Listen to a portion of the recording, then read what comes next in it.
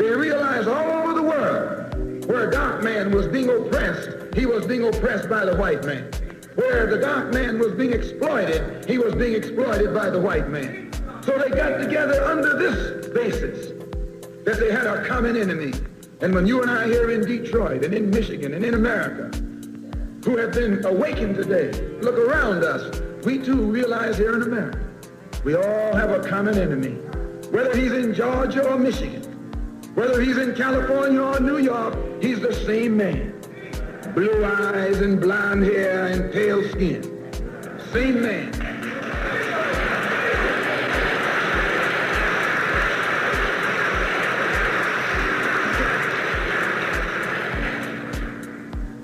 Don't let the enemy know that you got a disagreement. Instead of us airing our differences in public, we have to realize we're all the same family. And when you have a family squabble, you don't get out on the sidewalk. If you do, everybody calls you uncouth, unrefined, uncivilized, savage. If you don't make it at home, you settle it at home.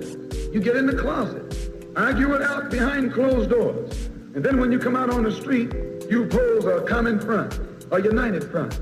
And this is what we need to do in the community and in the city and in the state. We need to stop airing our differences in front of the white man. Put the white man out of our meeting, number one, and then sit down and talk shop with each other. That's all you got to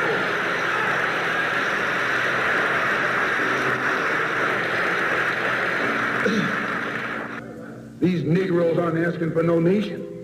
They're trying to crawl back on the plantation.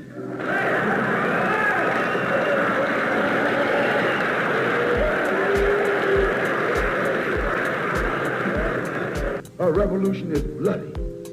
Revolution is hostile. Revolution knows no compromise. Revolution overturns and destroys everything that gets in its way. And you sitting around here like a knot on the wall saying, I'm going to love these folks no matter how much they hate me. No, you need a revolution.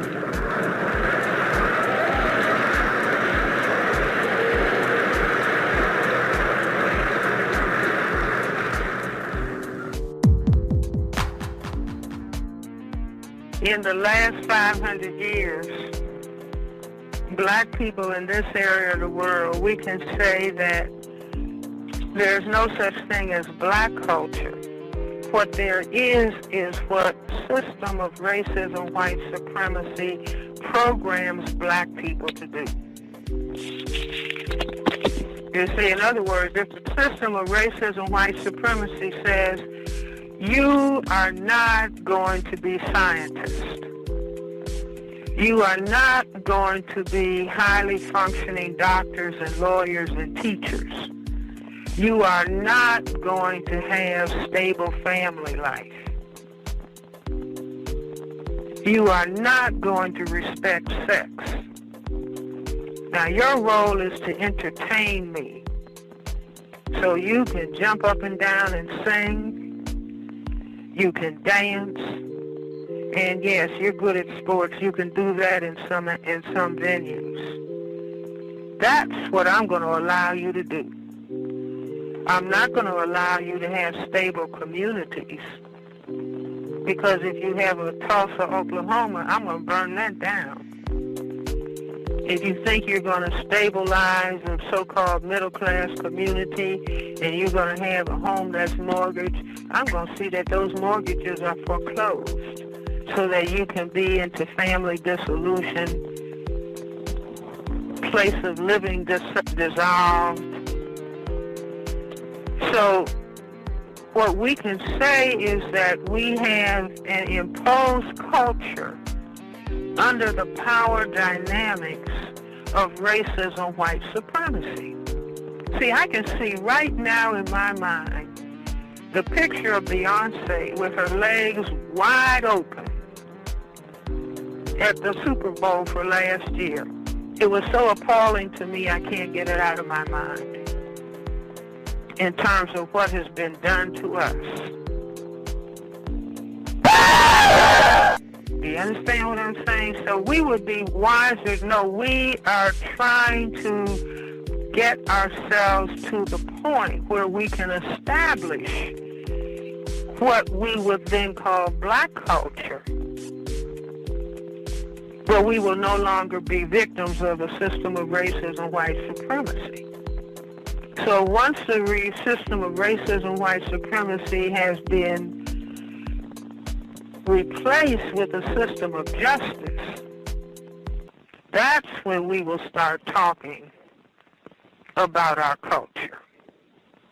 That's when we will begin talking about who we really are as black people.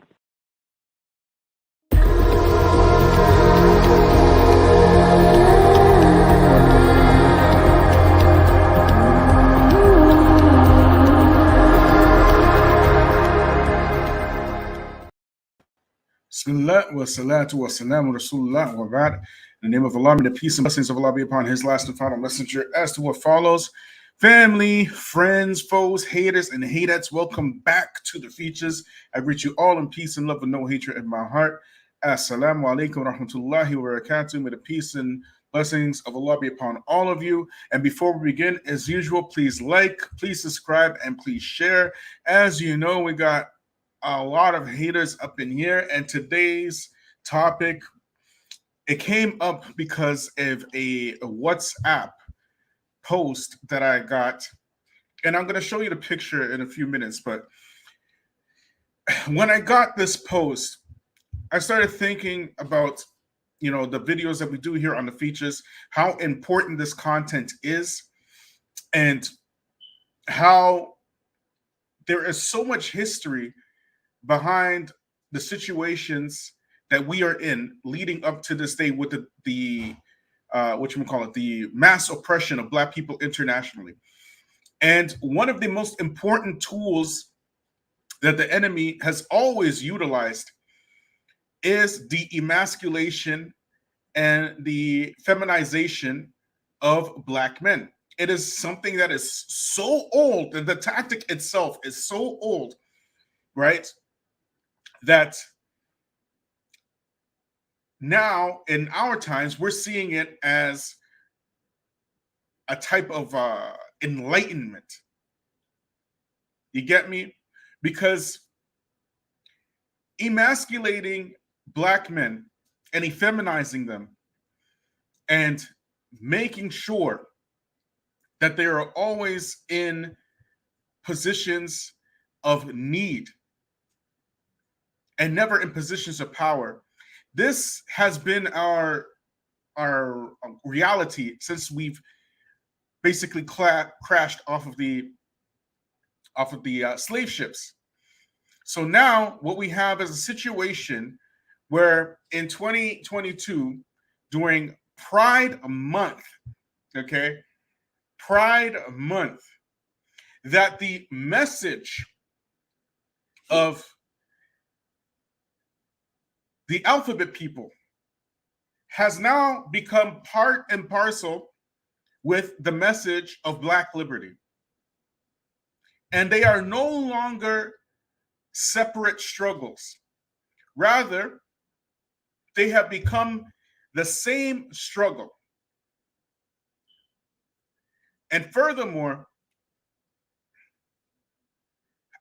using Black people as a type of proxy weapon in order to invite other people to get their rights at the expense of Black people is a tactic that's been used since the 50s and 60s. And Black people, once again, they just go for it. They're going for it. So I want to show you this picture. One second, y'all. Like, subscribe, share, hit me up on Patreon. And this was the picture that was sent to me on whatchamacallit, on WhatsApp. And when I saw this, I was first of all, I didn't even really think much of it. I'm going to tell you the story behind this picture, all right? And then we're going to get into it, right? So give me one moment. Let me pull it up for y'all. Where is it? Here we go. Okay, so let me get this for you. There we go. So I got this picture, and then I didn't really think much of it because the caption was like, "Black men loving black men is a revolutionary act," and I was like, "Yeah, okay, maybe, right?" It could be seen as that, I guess, because there's a lot of black hate. And I gave the picture a heart. But then the brother who sent me this picture said, you need to look closely at that picture. And I don't know if y'all can see. Can y'all see this? But what you are looking at is two men kissing behind a caption that says, black men loving black men is a revolutionary act. Y'all hearing me? So now revolution has been relegated for black people to this now.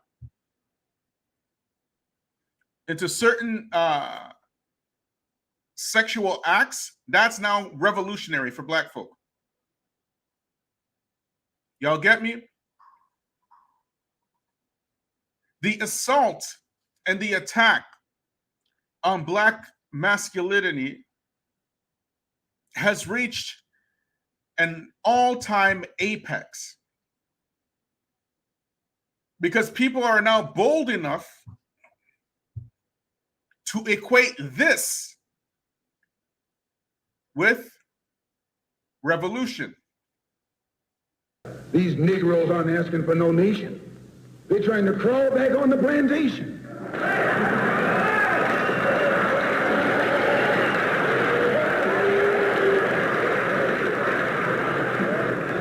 A revolution is bloody.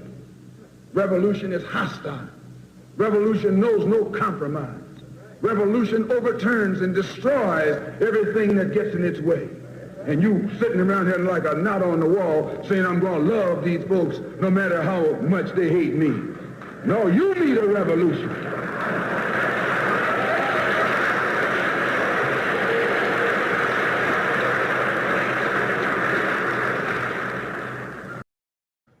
That's what a revolution really is. Now, black people are so far behind the ball because we are so used to other people dictating to us what our culture is without actually building our own culture. Other people always have to come and interfere, and we always habitually let them. And it's only a matter of time before you're going to see slavery part 2 because of the actions or the inaction of some Negroes, okay? In the times of slavery, how were they emasculating black men? Have y'all ever heard of buck breaking? Give me a number 1 if you heard of buck breaking before. Just put number 1 in the chat if you heard of buck breaking. For those of y'all who haven't heard of buck breaking, okay, buck breaking was a practice that was done mostly in the Caribbean where slave masters, in order to keep their slaves in line and in check, they would get the biggest, largest, strongest slave that they can find. They would bend him over a tree stump or a table or whatnot, strip him down, and then proceed to sodomize him in front of all the slaves. Y'all hearing me? It's called buck breaking or butt breaking. Not to mention that during the Jim Crow era, that a part of the lynching process with regards to black men was to castrate them. Not to mention that the Moynihan report said that in the times of slavery, black marriages were considered a joke. Why? Because the white slave masters had access to the so-called black wife. Not to mention that in the 60s, The CIA ran a program to spread black feminism in the black community. And this was in concurrence with welfare. Y'all hearing me? Black feminism, again, as we mentioned before, is something much different than white feminism. Black feminism insists that black women don't need no man, and that they should be black, strong, and independent women, and all my single ladies and all that kind of stuff. This is black feminism. White feminism has always started and began and ended with women's economics, white women's economics. Black women are not asking for anything economic except for the government and subsidizing, keeping black men out of the homes. So now here we are in 2022, and we have an entire segment of society who don't have children and don't want nothing to do with them except to tell other people with children how to raise them. Y'all hearing me? But this is nothing new in black society. From the times of slavery in black society, children would be taken away from their parents in order to break the slaves. Black people had literally no rights. They would take even babies, young children, sell them off to other slave masters. And again, white women were involved in this. This was a major part of white feminism. You have to understand this. A major point and a major part of white feminism was their ability to own slaves. Because back in those days, white women, when they got married, they became the property of their husbands.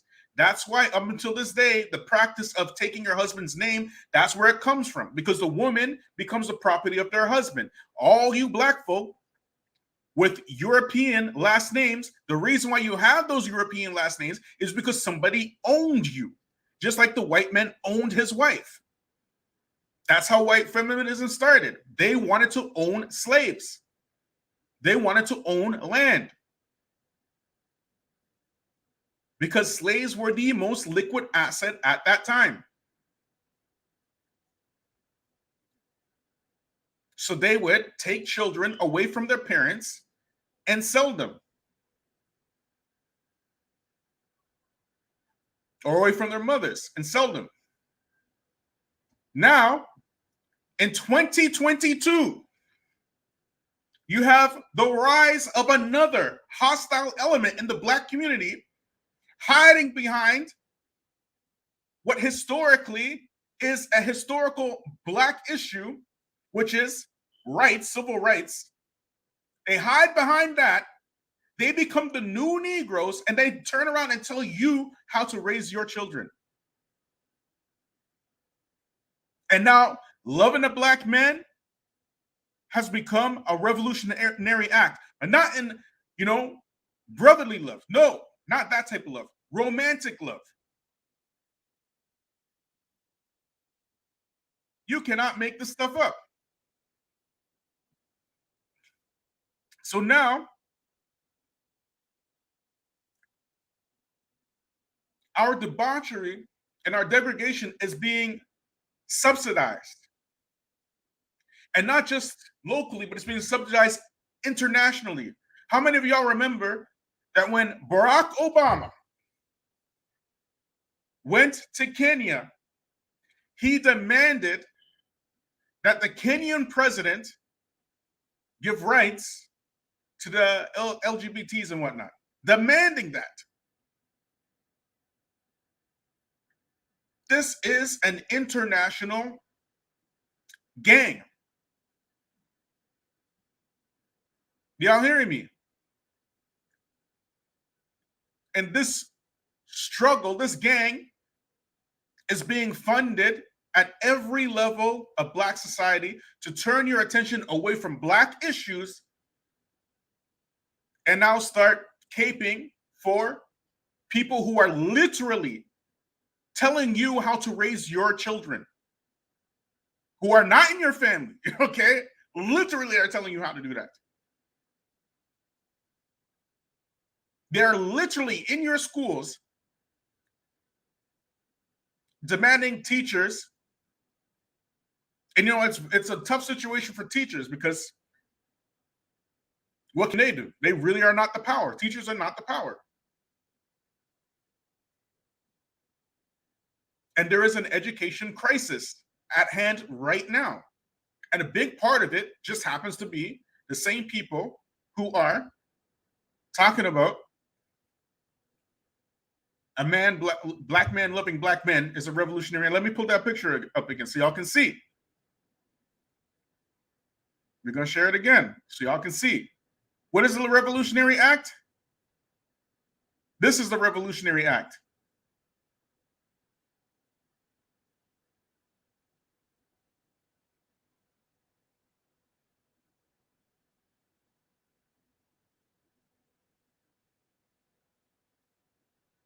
So now, we as Black people, by and large, from being attacked and programmed in every direction, we've accepted this as Black culture. And so we have large segments from among Black women lauding and praising the most backwards of behaviors. And it's being put on display for the whole world to witness, like now with Lori Harvey and with the Will Smith slap and Gabrielle Union and on and on and on. You understand? This was not an overnight thing. This was a process that took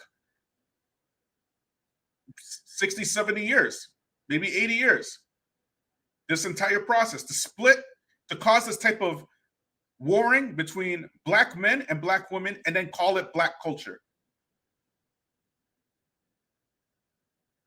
Backwardsness and instability and whatnot. And the praising of instability. The lauding of it.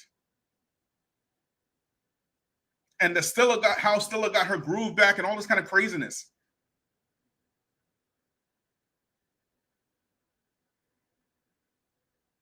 So naturally, when you subsidize a thing, you're going to get more of it. And the emasculation of Black men is not only being subsidized, but it's also being legislated through the court system. Y'all know this is true. Y'all know about the child support and all this kind of stuff and divorce courts, and alimony is not equality. You get it? Money doesn't raise children. Parents raise children. But particularly in Black society, particularly with Black men now who are getting into these relationships, and by and large, Black women are annulling these relationships and then punishing the men for them annulling these relationships, which then causes a strain on the entire Black society because of economics, because of broken families, many, many, many issues.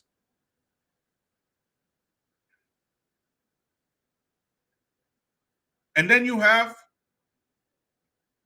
the war on drugs, mass incarceration,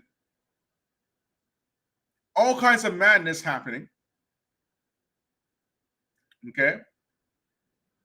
Black women being used as the driving force in Black society to disenfranchise and disempower Black men more than any other white supremacist group could ever possibly imagine or think of.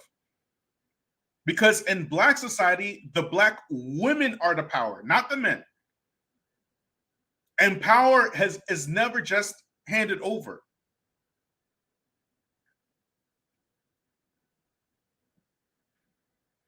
So when you get all of these elements together, the question now becomes, well, How do we fix it, right? That's the natural question. How do we fix this mess? Because nobody else is coming to fix it. This has been, plotted and planned and engineered in Black society, and it's working exactly the way the enemy wants it to work. Exactly. And if we are to get out of this, then we are the ones who have to fix it.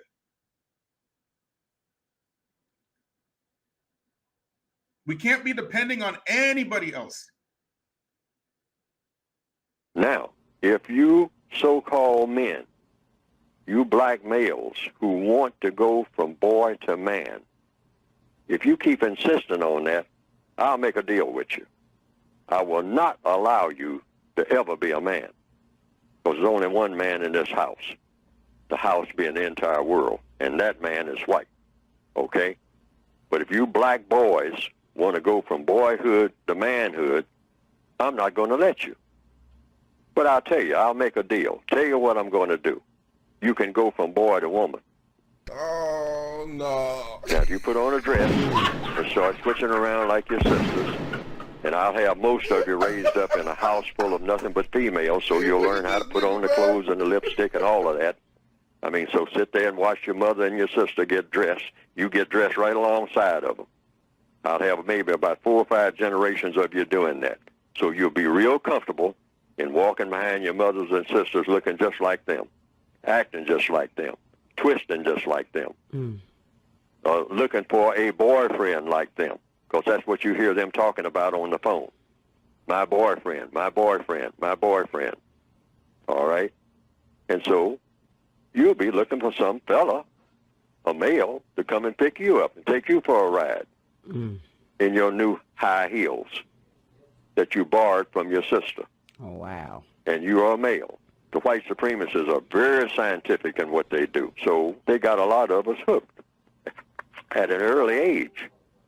And, you know, we already know about the choirs in the church and all like that, see, and what all that's about. So they finance all of this. They support all of this. A couple of young white guys will move into the neighborhood, you might say, move across the street, right across from a black church. And they, you know, they move in and they are, you know, collegiate types. And they come over to the black church and they say, we would like to help you with your youth program. All right? And they got the money. I mean, and they know how to do things. They have talent. They come in there and they say, well, the way you're running your church, I mean, you know, it's not fostering anything, I mean, that you're going to not have growth here. Well, we can start keeping your books, I mean, and show you how to grow your church. And this lawn that you got out here, I mean, it's not well kept. I'm a horticulturist. And me and my buddy here, we can come over on weekends and we can make this lawn, I mean, look really outstanding. I mean, when people come through the neighborhood, they will be amazed at how wonderful this place looks, because it's kind of run down, see? And they will volunteer, you know. They say, we're trying to help the community. We moved in here and we want to help.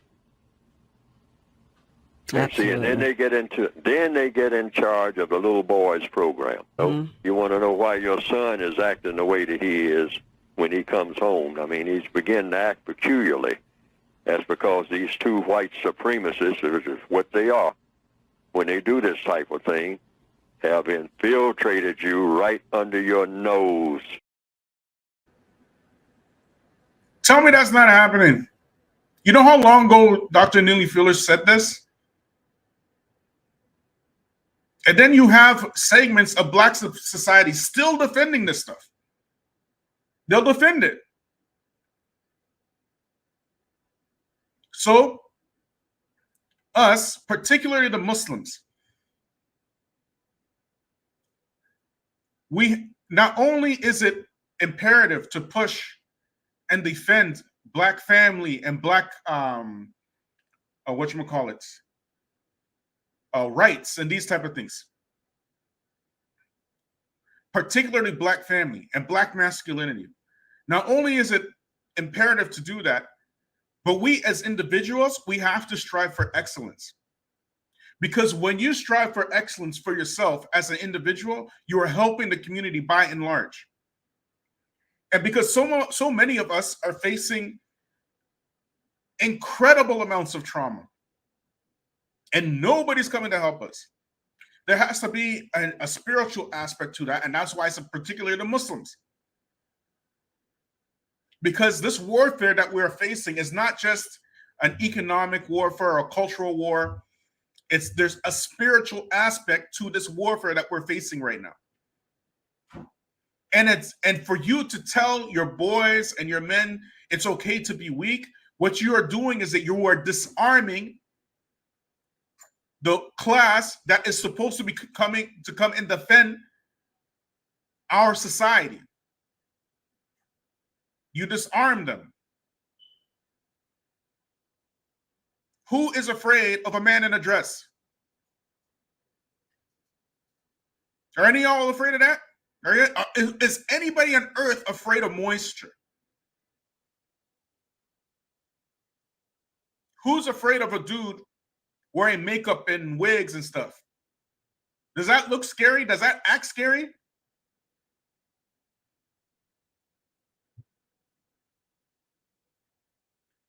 Who's afraid of that? And then you have members in our society making our struggle everybody else's struggle. But it's costing lives, and it's not just lives in my community. And certainly, I'm all over this. I've talked to many of the victims in Buffalo. I'm dealing with George Floyd's family, that in a few days is the 2nd anniversary of that killing. But you can't just fight for your tribe. You've got to say this goes across Jews, Latinos, LGBTQ. They always have us in the front lines for everybody else.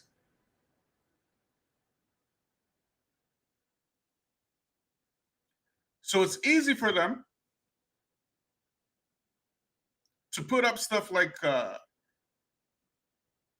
me show you again, one more time. It's easy for them to put up stuff like this, and then y'all go for it. Y'all go for it. Now the black struggle is the LGBT struggle.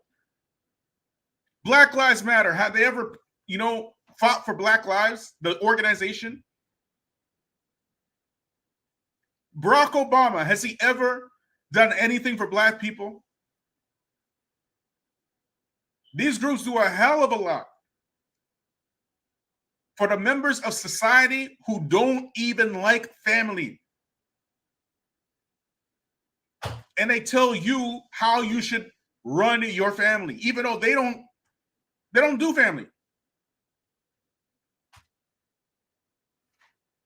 We out here trying not to get killed by the police, and they out here talking about black men loving black men is a revolutionary act.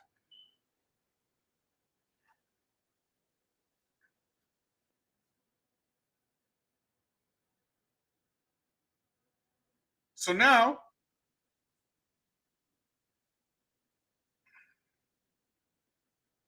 I want to read to you from Dr. Frances Cress Welsing, the ISIS Papers. Okay? She says, white supremacy, domination, and oppression of all non-white people is essential for global white genetic survival. The prevention of white genetic annihilation is pursued through all means, including chemical and biological warfare. Today, white genetic survival imperative, instead of using chemical gas chambers, is using chemicals on the streets: crack, crank, cocaine, ecstasy, PCP, heroin, and methadone, all designer chemicals. Listen, all designer chemicals. Ultimately, these chemicals are produced by whites. Ikhwan wa akhwat. Not only is these chemicals exclusively produced by whites and then brought into the black community, but that whole LGBT. We talked about this on this channel. Who's Margaret Sanger? Who is that?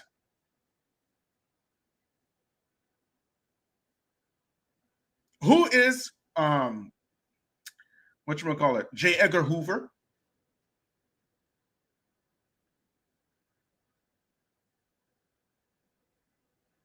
Who's Gloria Steinem?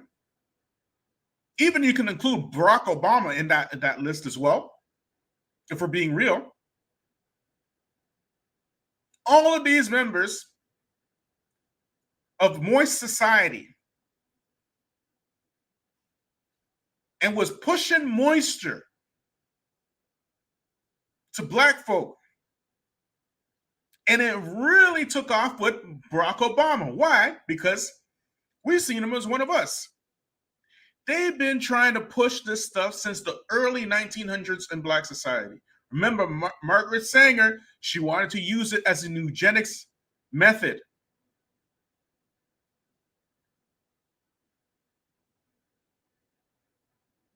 J. Edgar Hoover, card-carrying member of Moist Society, he said, and I quote, "There will never be a black messiah except for the one that we give them. All your black leaders since Malcolm X and Martin Luther King have been ones that have been put in front of you by the dominant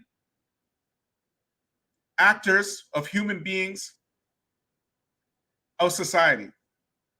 They act human. They're not human. You get it? Anyways, continuing. They're produced by whites and made available on urban blacks, particularly black males, upon whom the future of black people is dependent.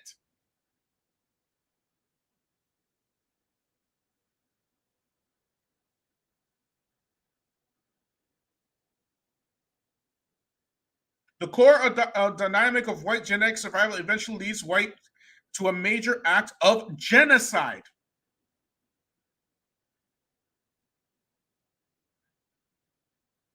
You can't make this up. Is this not exactly what we see?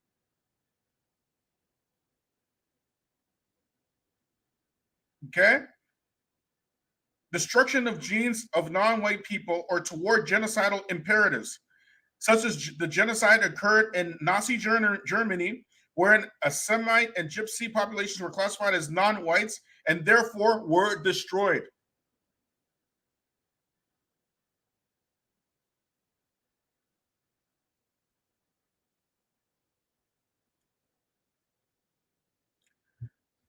So, black men. Actually, before I get into that, I just want to show one more clip. Like, subscribe, share, hit me up on Patreon. 1 second, y'all. Let me just get this all set up for y'all. I want to show them one more clip. You think Pride Month is about the rights of alphabet people? It's not about that. It's not about that. What it is about, it's about feminizing the warrior class,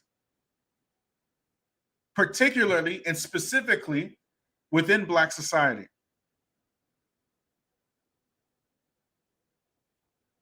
One second, y'all.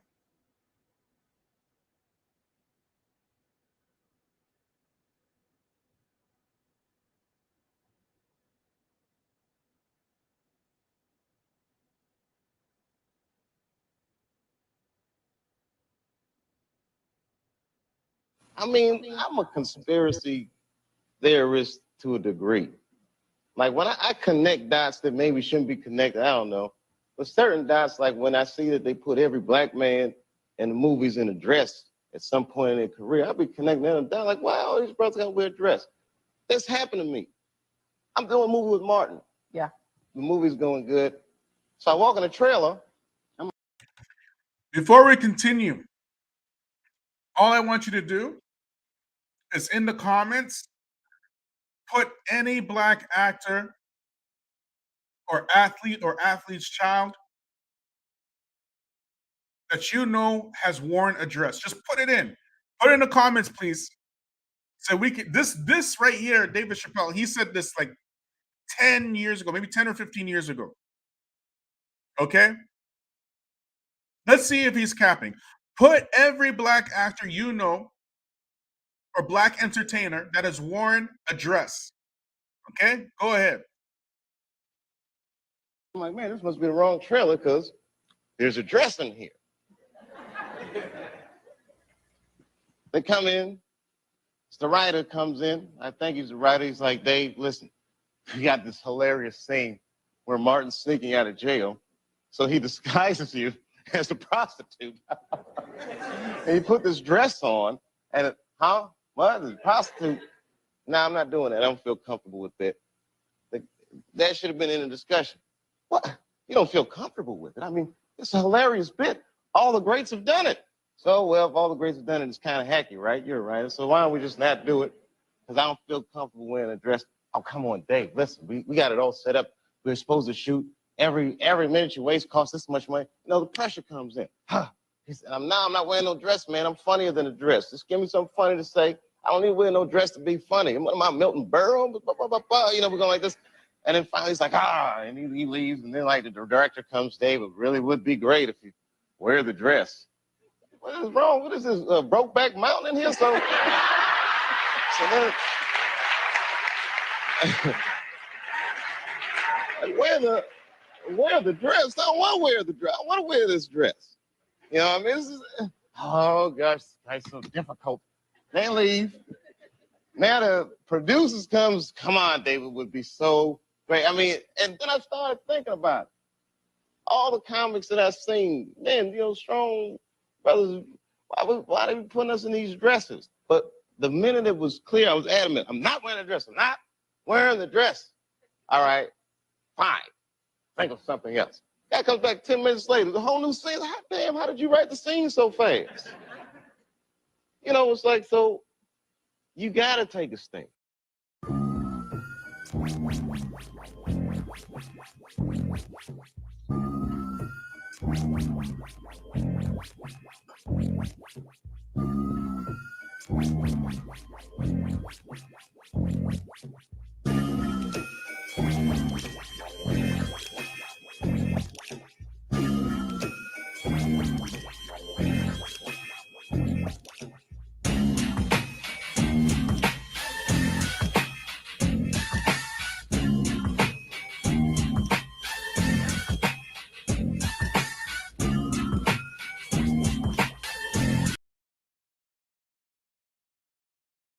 There's a hell of a lot more than that too.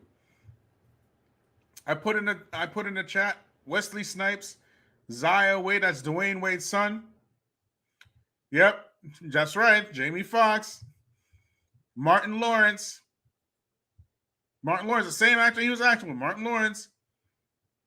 What you would call it? What's that basketball player? The one on the Lakers. How am I forgetting his name?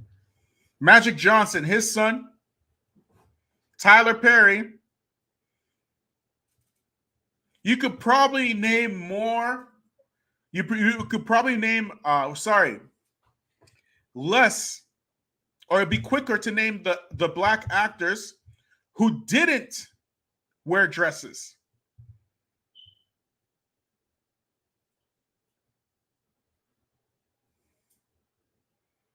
Even, what's his face? Will Smith. His Oscar came when he acted in a film when he was Moisture.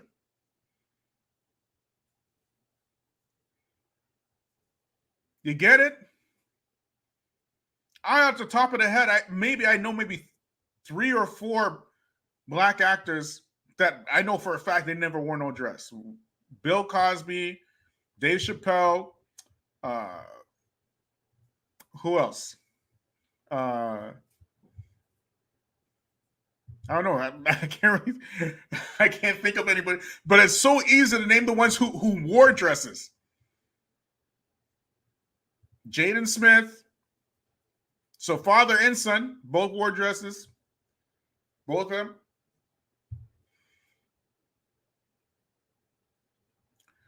So, yeah, Denzel didn't wear a dress. And Samuel L. Jackson hasn't worn one either. That's all I can think of at the moment. That are alive, anyways. The ones that are alive.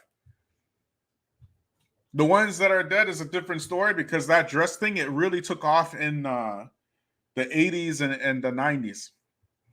From then on, it's like if you want to make it big in the propagation machine, you have to be moisture. You have to be moisture.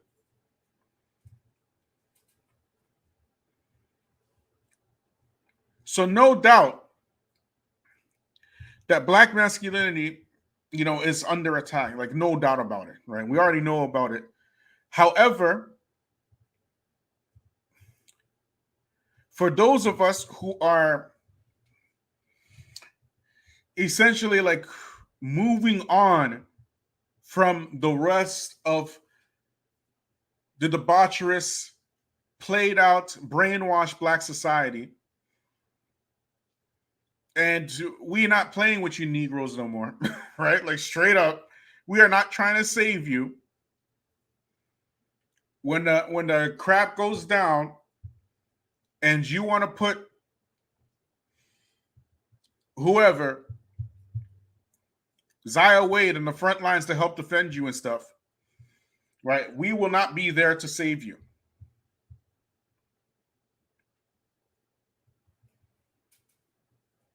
You get me? But anyways, I don't want to go too long, inshallah. I think that's all I'm going to do for today. Jazakallah khair. Thanks for everybody for joining me. Like, subscribe, share. Hit me up on Patreon. Subhanaka bihamdik wa shalla la ant wa astaghfiruka wa atubu ilayk.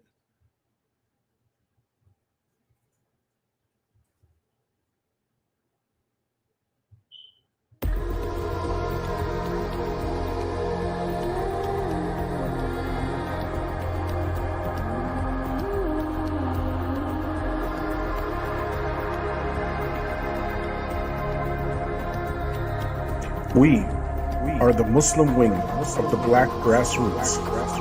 Unapologetic, strong, uncompromising voices that have been in the faces of the enemy and those who tap dance for them. The Feachaz is proud to present the archives exclusively on Patreon.